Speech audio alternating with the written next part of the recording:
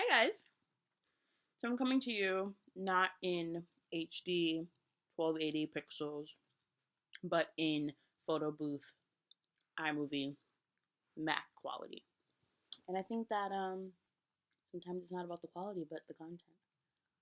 The quality of the content and not the quality of the medium. So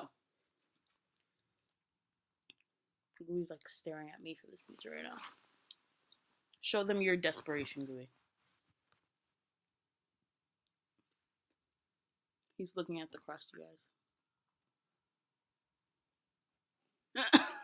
Look, look, he's sitting. He thinks he's getting it. Oh, no. Okay. That wasn't nice of me. Okay. No. Sorry, y'all. So, I wanted to talk about how self-improvement works and why all these gurus on YouTube and all these motivational speakers are able to preach so much, but yet still have to keep preaching all the time. Because a lot of us don't take action. We just like to say, we like to read things that inspire us, hear things that inspire us, but we're too lazy to take action. Why are we so lazy? Well, for one, it's easier to not do anything. It's easier to accept everything you have and just hope that one day it'll fall into your lap if it's meant for you. So we say this thing like, if it's meant for me, it'll come to me. How about if it's meant for you, you're going to go out and get it, right?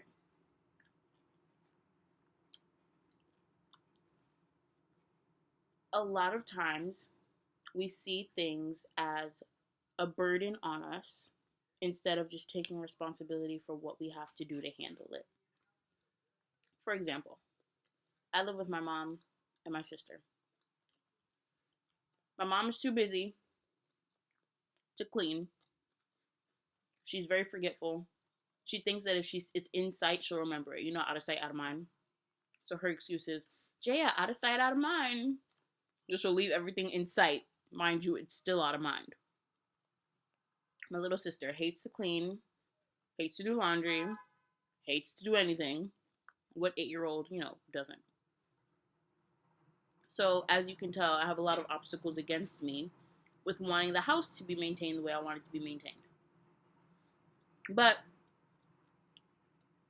the burden on me is that my family doesn't clean as often as I would like.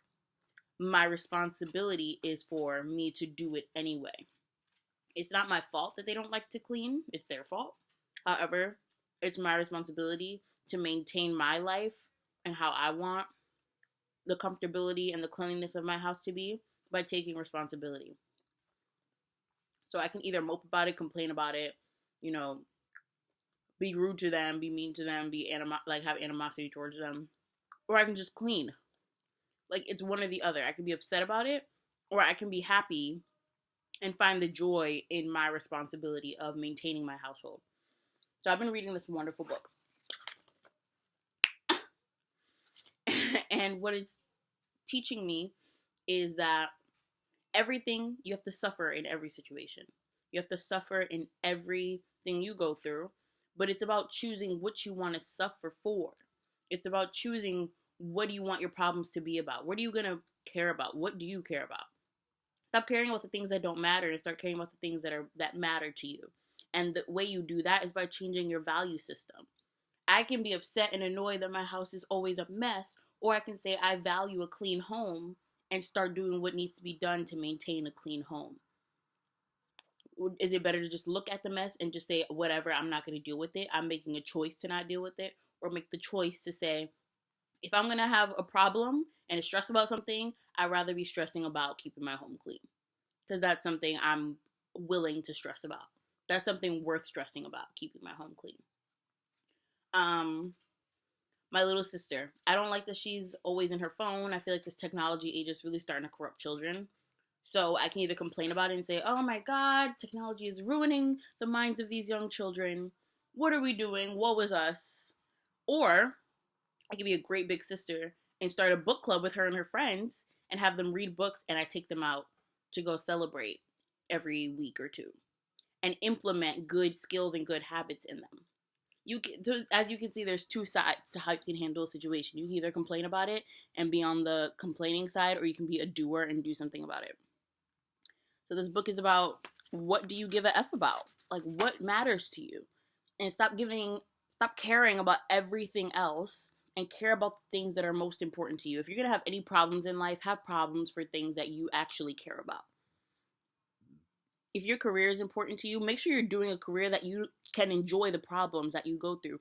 Gary Vee is always talking about how it's not about winning. He loves the process. He loves the failing. He loves the adversity. He loves the struggle, because this is worth it for him. It may be hard, and what he's doing may be challenging, and it may come with a lot of obstacles, but it's something he loves. He's doing it because he loves to do it. Or it's something he is willing to go through stress and, failure and disappointment for. It's that important to him. So find your values and find what's important to you and make those your problems. And stop choosing to be in situations and problems that you don't want for yourself. If your problem is you hate doing homework and you don't like to study, well then, are you studying something you're interested in? I'll study and I'll struggle for, fashion and textiles and a marketing class, but I'm definitely not going to choose to struggle over chemistry, organic chemistry, nursing. Why would I choose that struggle? I could say, hey, I want to do those fields because they make a lot of money, and fashion may not make nearly as much money if you're not as great in your path as you could be. If you're amazing, then you're going to make as much money as you deserve. But that's beside the point. I could say I want to be, in the medical field because they make more money, but I'm choosing to bring new problems to my life that I made the choice to deal with, but I don't have to be suffering through those types of problems for something I don't even want. I just want the money. And that's a whole nother thing. Doing things for money will never feed you. You'll just keep chasing money to buy material things, to live a material sustainably, to sustain your materialistic life, and that doesn't bring you any happiness. But if you guys want to talk about that, we could talk about that, okay, in another video. But I don't know, man. You gotta choose your problems. That was my point. Choose your problems. I'm gonna be a fashion major, and I'm gonna study marketing and advertising. But guess what? Whatever stress that comes with that, I have a journalism class. I need to go out and interview a bunch of people who graduated, who are alumni, and I need to, write a report that's due next week. I don't want to do it, but is this not what I signed up to struggle for? Nothing is going to be easy in this life. Nothing is supposed to be easy. Life is a series of experiences and struggles and downfalls and lessons. That's what it's supposed to be, because you're supposed to keep elevating all the time in life, and you're not supposed to stop. There's never a comfortable level. You keep going, and that is how you grow. You keep going. You fail, you grow. You fail, you grow. You fail, you grow. That's how it works. So choose what areas in your life you're willing to fail at to be able to grow in those areas. And everything else, don't give a about it, So, I'm not gonna make this too long. I think I'm good. I think I got my point across. You know what I'm saying? But I just wanted to drop a quick little video on you guys because I haven't been here in a minute. My hair is cut. I'm about to bleach her. She's about to get bleached, and then she's about to be a new color. But I don't know when I'm gonna do this color. This color is Cajun Spice. I saw a girl today at my friend's art exhibit. She had that hair color, and I was like, ooh, I'm doing that one next. All right, you guys, I will see you in my next video. Comment down below. Spread love. Be loved. Allow love. Give love.